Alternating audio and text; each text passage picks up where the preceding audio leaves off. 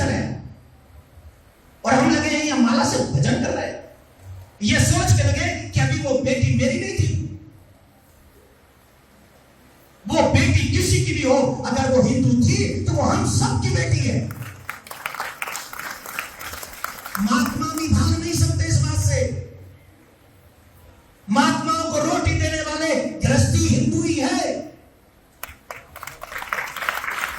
अगर गृहस्थी हिंदू बचेगा तो महात्मा भी बचेंगे, सनातन भी बचेगा, हमारे ठाकुर का स्थान भी बचेगा, मंदिर भी बचेगा और ये स्थल भी बचेंगे, तीर्थ भी बचेगा।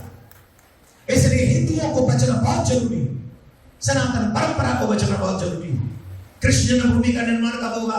महाराज अगर ये सनातन बोर्ड बन जाए तो उनका बाप नहीं दावा ठोक सकता कृष्ण जन्मभूमि, उनका बाप नहीं ठोक सकता। वो क्या कहते हैं बोर्ड में वकील साहब? वो ये कहते हैं यहाँ हो गया खबर का घोड़ा गया था, ये जगह बख की हो गई।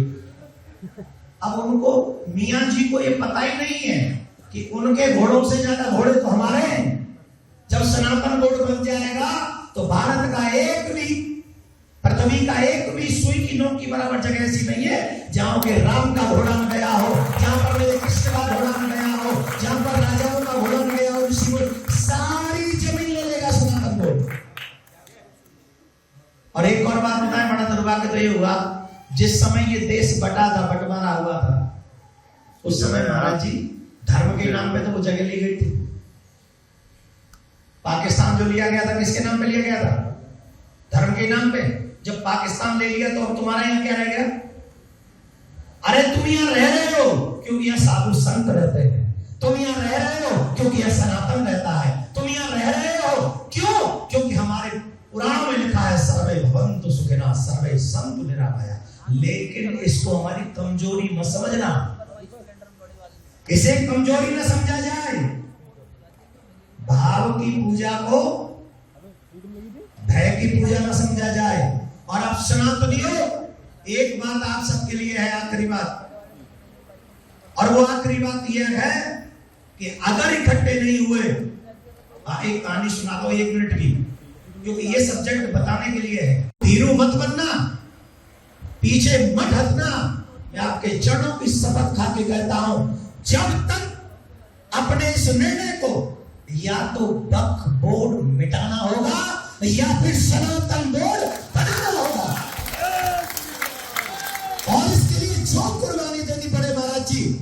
और जब पीछे आऊं, अगर मैं मुड़ जाऊं पीछे, मैं आपको अधिकार देता हूं कि तलवार से मेरा सर अलग कर देना, ये अधिकार आपको है। और ये आवाज मेरी नहीं है, मेरी आत्मा की है।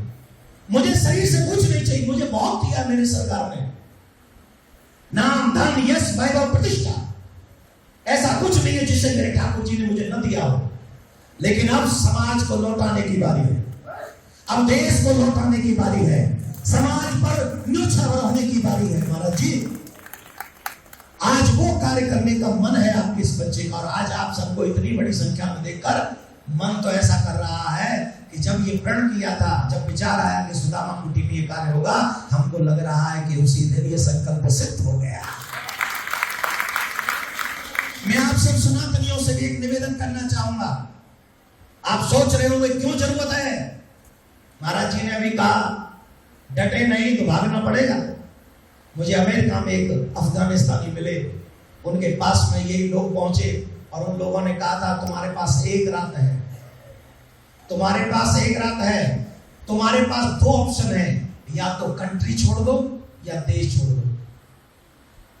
2 ही ऑप्शन है। अफगानिस्तानी ने कहा मुझे कनाडा में, अमेरिका में, या तो देश छोड़ दो या फिर धर्म छोड़